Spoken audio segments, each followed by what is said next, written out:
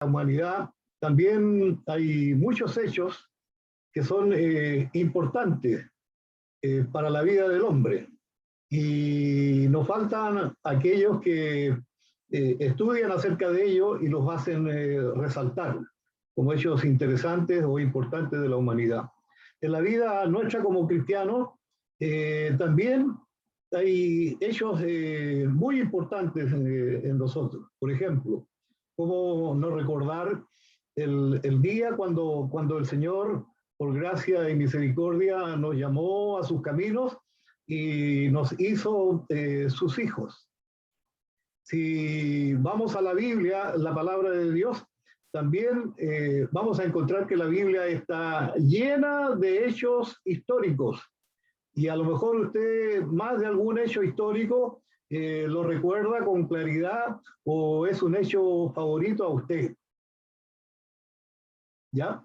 Y en lo relacionado con la vida cristiana, nosotros durante estos días, y así ocurre cada año, celebramos o recordamos la muerte de nuestro Señor Jesucristo como un hecho histórico importante, muy importante para nosotros, porque sin Cristo nosotros no somos nada. Pero lo que le da sentido a nuestra vida como cristianos y a la salvación nuestra como cristianos es un tema, yo diría que trascendental en la historia de la humanidad, como es el tema de la resurrección. Y el apóstol Pablo escribe un largo capítulo en 1 Corintios, el capítulo 15, donde nos habla de diferentes maneras acerca de este hecho trascendental, histórico en la vida del hombre, como es el tema de la resurrección. Porque el mismo apóstol lo dice, si no hubiera resucitado Cristo, el Señor Jesucristo, todo es vano. No tiene sentido nada en la vida nuestra si eso no hubiese ocurrido. Entonces, que hay algo que nosotros debemos marcar. Hay muchos en el mundo que para ellos la resurrección de Cristo no significa nada. Al contrario, son detractores de ello, ¿ya? Detractores de este hecho importante. Pero en la vida nuestra como cristianos, como hijos del Señor, este es un tema trascendental. Y yo quiero tocar por unos momentos algunos aspectos prácticos, porque en primer lugar, cuando el Señor Jesucristo resucitó de entre los muertos, Él volvió a su poder eterno. Recordemos que la Escritura nos habla de que Dios se humanó en la persona de su Hijo Jesucristo. Él se hizo como uno de nosotros, para que de esa manera pudiéramos nosotros recuperar y restablecer nuestra relación con Dios. Y la Biblia nos habla mucho acerca de ello. Y no solamente que Él recuperó su poder eterno, siendo el Hijo de Dios y Dios mismo, sino que también nos habla la Escritura de que Él ahora está a la diestra de nuestro Padre Dios. O sea, cuando el Señor Jesucristo resucitó, Él cumplió una parte muy vital en el plan de Dios. Y tan es así, este cumplimiento de esta resurrección del Señor Jesucristo, que juega una importancia para nosotros, no solamente en nuestra vida como cristianos, sino también en el futuro de todos nosotros. Si usted tiene una Biblia Reina Valera, yo lo hice durante la semana, y en la parte de atrás, por lo general, la Biblia Reina Valera tiene una concordancia. Si usted busca en la parte de atrás de su Biblia, en la concordancia, la palabra resurrección, va a encontrar un sinnúmero de referencias bíblicas en relación con este tema. Yo conté más de 50 referencias bíblicas que nos hablan acerca de la resurrección. Por ejemplo, les puede llamar la atención a ustedes, pero me fijé en una que aparece en el libro de Apocalipsis, el capítulo 13 y el versículo 8, cuando habla de que todos los que no estaban inscritos en la lista del Cordero, dice que fue inmolado en la creación del mundo. Adoraban a la bestia. Y porque adoraban a la bestia, no estaban inscritos en esta lista del Cordero que fue inmolado en la creación del mundo. Me llamó mucho la atención eso, el Cordero inmolado en la creación del mundo. Otro texto conocido a nosotros tiene que ver con el Evangelio de Juan, el capítulo 2, cuando el Señor Jesucristo tiene la oportunidad de visitar el templo y encuentra que hay todo tipo de negocios dentro del templo y hace una limpieza general del templo. Y entonces los opositores le preguntan por qué hace esto. ¿Qué señal da él de que él es el Cristo, el Hijo de Dios?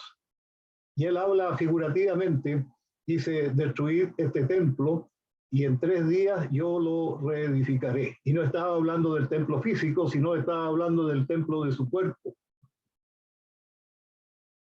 Sus discípulos que estaban con él no se dieron cuenta acerca de esto, ni se acordaron de las palabras que el Señor Jesucristo había dicho, hasta que después que el hecho ocurrió de la resurrección, entonces se acordaron de lo que había dicho el Señor Jesucristo en esa oportunidad.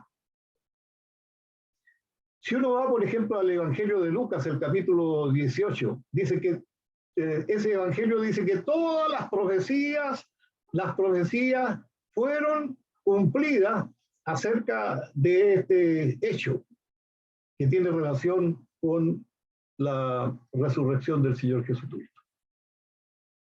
Pero yo en esta oportunidad me voy a quedar con una que a lo mejor ustedes se pueden preguntar o me pueden preguntar, bueno, ¿qué tiene que ver este texto con el tema de la resurrección? Y les quiero llevar al primer libro de Génesis en su Biblia.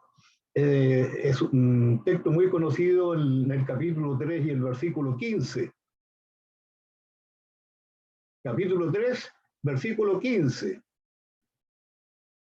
Cuando el capítulo 3 nos habla acerca de la desobediencia del hombre, Dios había dado una orden al hombre y este desobedeció y empieza a culpar a la mujer y la mujer a la serpiente, ¿ya? Y entonces llegamos a este texto del versículo 15, y pondré enemistad entre ti y la mujer, entre tu simiente y la simiente suya. Esta te herirá en la cabeza y tú le herirás en el calcañar. Y usted me preguntará, bueno, ¿y de dónde está la palabra resurrección? Y yo le digo, y le diría, que este versículo es la primera promesa, la primera profecía de la resurrección del Señor Jesús. Yo tengo una Biblia en mi mano, creo que en alguna ocasión yo la mostré a ustedes, es un regalo que recibí, es una Biblia de un gran predicador inglés como Charles Spurgeon. Y estamos hablando del año 1800 y tanto. Esta Biblia es la Reina Valera como todas las Biblias que nosotros tenemos. ¿Por qué me gusta esta Biblia? Porque este predicador añade comentarios a los textos. Y en relación con este versículo 15 del capítulo 3, fíjese que tiene impresa aquí en esta Biblia un bosquejo de sermón que él predicó. El problema que está en inglés, y así tal como está de su puño y letra, fue impreso en esta Biblia. Pero hay un comentario que él hace acerca de este versículo 3, que me gustaría leerlo a ustedes de manera textual, ya para que conozcamos un poco acerca del comentario que hace este predicador acerca de este versículo. comillas, Jehová Dios no le preguntó nada a la serpiente, porque sabía que era mentirosa. No hay criatura más degradada que aquel antiguo ángel de luz que ahora es el diablo, Satanás y los perversos que se asemejan a él, los escarnecedores, los pecadores, los santurrones, los que pervierten y rechazan el evangelio. Entre estos dos grupos que menciona el versículo 15 del capítulo 3 de Génesis, la simiente de la mujer, o sea, Jesús y sus elegidos y los seguidores de Satanás, hay un conflicto. Y el versículo 15 describe este conflicto. Y bendito sea el nombre de la prometida simiente de la mujer. ¿Por qué? ¿Qué dice el texto? ¿O cómo interpretamos este texto? Cristo golpeó la cabeza de la serpiente antigua y la dejó herida de muerte. Mientras que el talón herido de nuestro Salvador es el gozo y el deleite de nuestros corazones.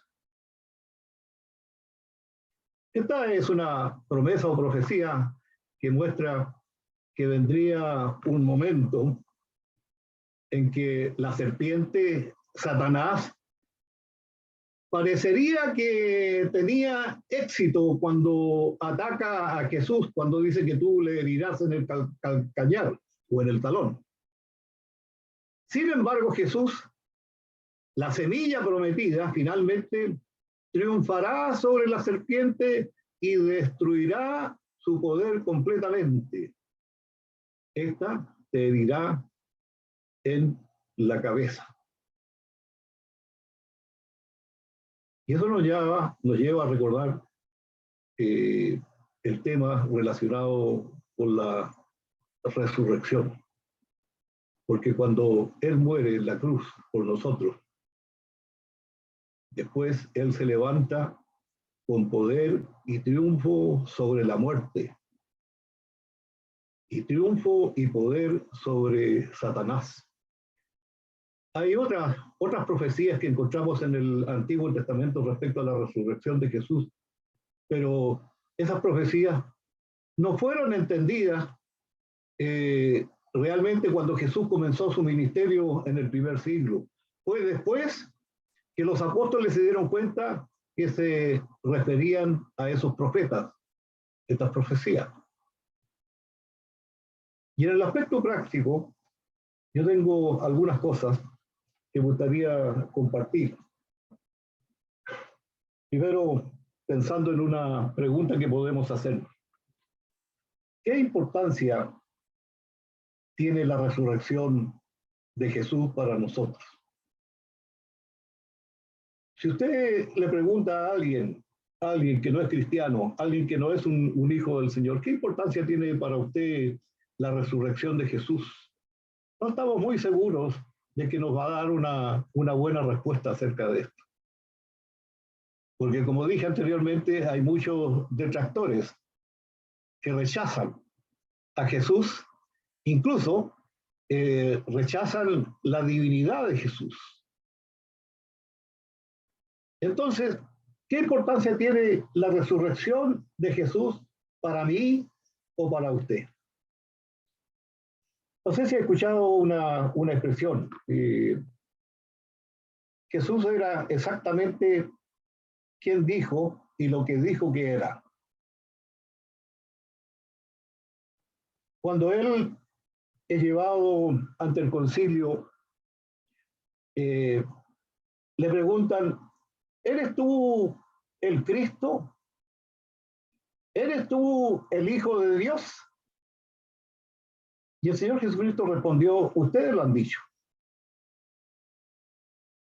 Ustedes lo han dicho. Y sobre eso nosotros encontramos muchas referencias bíblicas. Jesús era exactamente quien dijo y lo que dijo que era. Y los discípulos lo vieron. Aun cuando algunos dudaron acerca de la resurrección del Señor Jesucristo. alguno o uno de ellos pidió señales de que esto realmente era así. Pero los discípulos lo vieron y ellos fueron testigos del hecho de que Dios resucitó a Jesús de entre los muertos a la vida eterna. Y la resurrección del Señor Jesucristo fue el sello o la aprobación de Dios. Dios respaldó lo que el Señor Jesucristo dijo que era. Versículos tan conocidos a nosotros, llenos de mensaje y de significado, como cuando Él dijo, yo soy el camino, la verdad y la vida. Nadie viene al Padre sino por mí. Jesús dijo lo que era. Y al resucitar Jesús, cumplió todas las profecías acerca de Él. El Señor Jesucristo en la resurrección prueba la primacía de las enseñanzas de Jesús. Jesús es el único al que Dios ha resucitado de esta manera. Ustedes me dirán, pero el Señor Jesucristo, cuando estuvo en la tierra, resucitó a Lázaro y resucitó a otros. ¿Sí? Pero Lázaro, que fue resucitado, y otros que fueron resucitados, ellos volvieron a morir. Por eso digo que Jesús es el único al que Dios ha resucitado de esta manera. Por lo tanto, lo que Él dice es verdad y es la base de lo que nosotros creemos y de lo que nosotros confesamos. Hay un texto en Efesios, el capítulo 2, versículo 19 a 22. Si usted tiene su Biblia abierta, me gustaría, por favor, que me ayudara con la lectura de este texto. Efesios capítulo 2, versículo 19 al versículo 22. Amén. ¿Ya? Dice así en el nombre del Señor. Así que ya no sois extranjeros ni advenedizos, sino conciudadanos de los santos y miembros de la familia de Dios, edificados sobre el fundamento de los apóstoles y profetas, siendo la principal piedra del ángulo Jesucristo mismo, en quien todo el edificio, bien coordinado, va creciendo para ser un templo santo en el Señor, en quien vosotros también sois juntamente edificados para morada de Dios en el Espíritu. Amén. Preciosa palabra y testimonio del apóstol Pablo escribiendo en este pasaje por inspiración divina.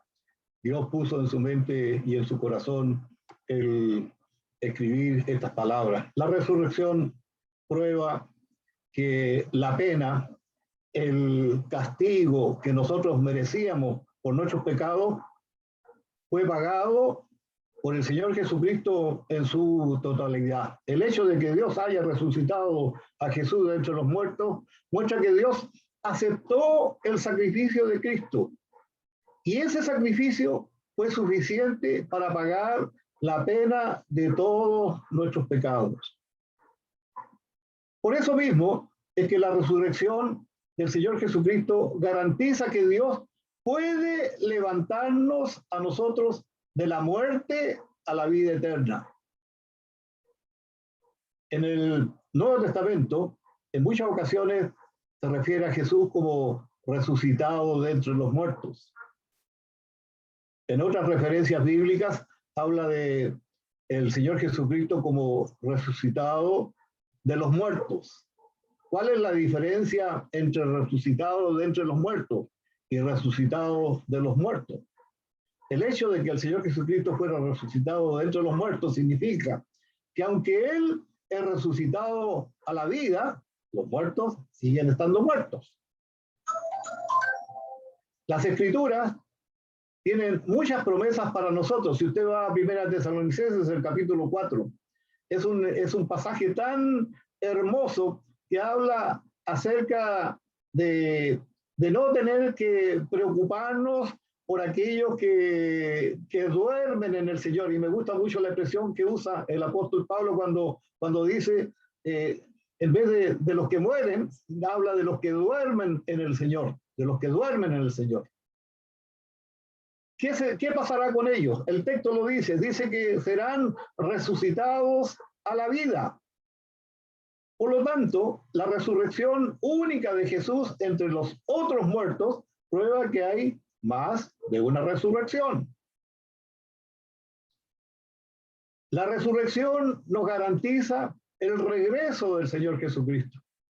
Tantas promesas que nosotros encontramos en las promesas escatológicas, promesas que encontramos cuando nos habla acerca de los últimos tiempos y de lo que ocurrirá en los últimos tiempos.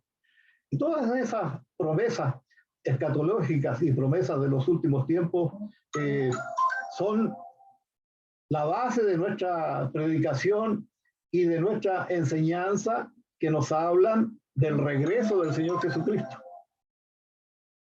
¿Recuerdan cuando el Señor Jesucristo ascendió a los cielos? ¿Por qué está ahí mirando al cielo? ¿Por qué esto? Este mismo Jesús que ustedes ven ver subir al cielo va a regresar por nosotros. Promesas. Son prédicas basadas en estas promesas que nos hablan del regreso del Señor Jesucristo. Pero si Él no hubiese resucitado, como lo dice el apóstol Pablo en 1 Corintios 15, todas las promesas que tienen relación con el gobierno de su reino no tendrían ningún sentido para nosotros. Él prometió que regresaría por su pueblo, porque Él quiere estar con todos sus seguidores en su presencia. No se turbe vuestro corazón. ¿Creéis en Dios? Creed también en mí, dijo el Señor Jesucristo. En la casa de mi Padre muchas moradas hay. Si así no fuera, yo os lo hubiera dicho. Voy pues a preparar lugar para vosotros, para que donde yo estoy, vosotros también estéis. ¿Quién no conoce la palabra del apóstol Pablo en Gálatas, del capítulo 2:20? Gálatas 2:20. Con Cristo estoy juntamente crucificado.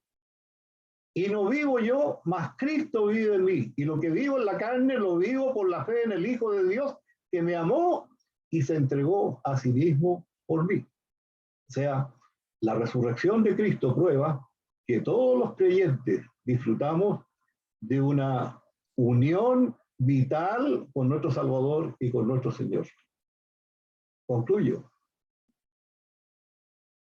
Cuando el Señor Jesucristo murió, Él murió como mi representante. Él murió por mí y yo morí a Él. Eso dice la Escritura. Cuando el Señor Jesucristo resucitó, Él resucitó como mi representante. Y yo resucitaré en Él. Cuando Él ascendió como mi representante, yo ascendí con Él y hoy estoy con el Señor Jesucristo sentado a la diestra de nuestro Padre Celestial.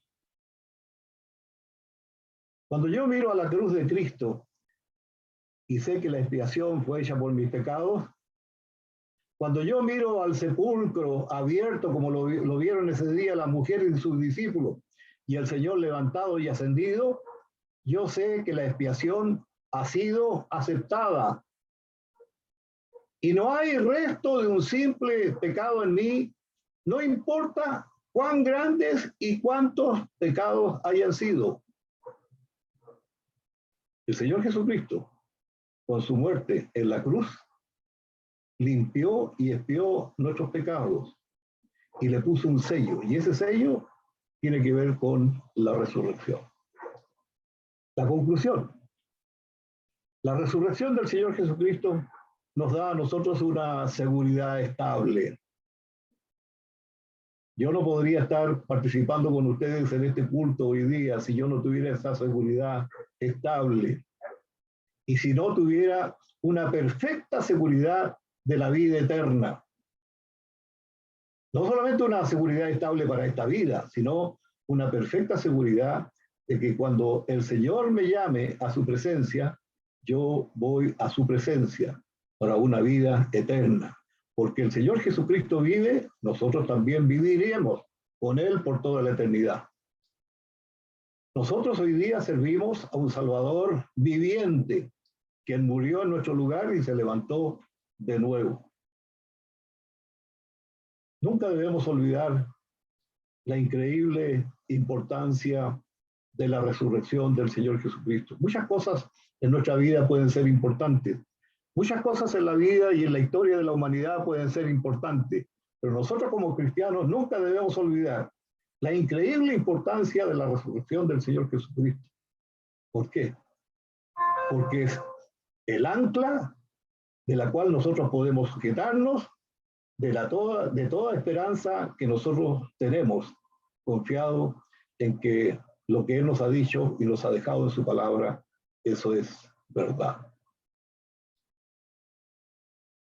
Terminamos con un texto que sea la palabra del Señor la que cierre como aplicación a esta meditación de su palabra. Hebreos capítulo 6, versículos 17 a 20.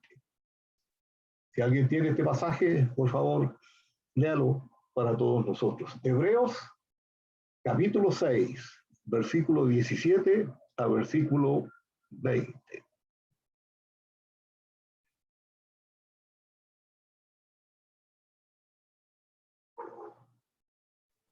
¿Lo leo, hermano?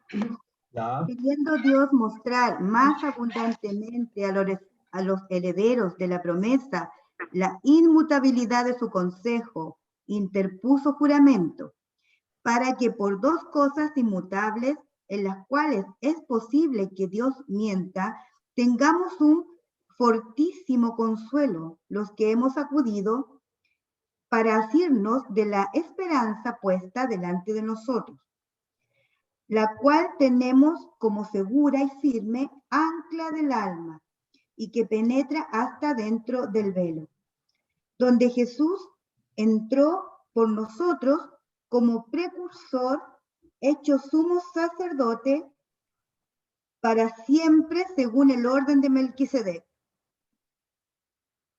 Amén.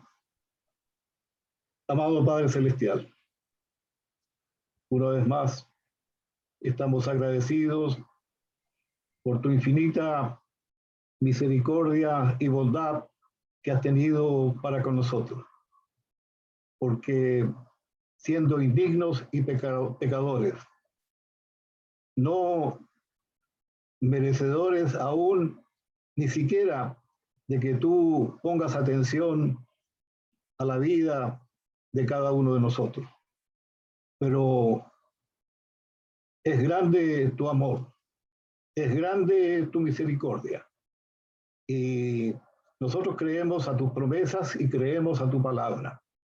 Desde antes de la fundación del mundo, ya tú nos has escogido y nos has elegido para ser tus hijos.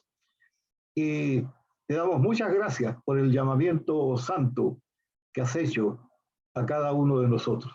Gracias porque tu Espíritu Santo pone en nuestra mente y en nuestro corazón la confianza plena de lo que tú has hecho y de lo que tú eres para nosotros. Te damos gracias por el sacrificio del Señor Jesucristo en la cruz, por medio del cual nosotros en arrepentimiento y fe te confesamos como el Salvador y el Señor de nuestra vida. Te damos gracias por la resurrección del Señor Jesucristo, porque no solamente tuvo victoria sobre la muerte, sino también sobre el poder de Satanás. Y también, Señor, poder y autoridad para guiar nuestras vidas y dirigir nuestras vidas hasta cuando tú quieras que permanezcamos en esta tierra y en este lugar. Gracias por el tiempo de comunión contigo, el tiempo de comunión con nuestros hermanos, y oramos y pedimos, Señor, para que tú suplas toda necesidad en nosotros. Pedimos esto en nombre de Jesús. Amén. Gracias, hermano.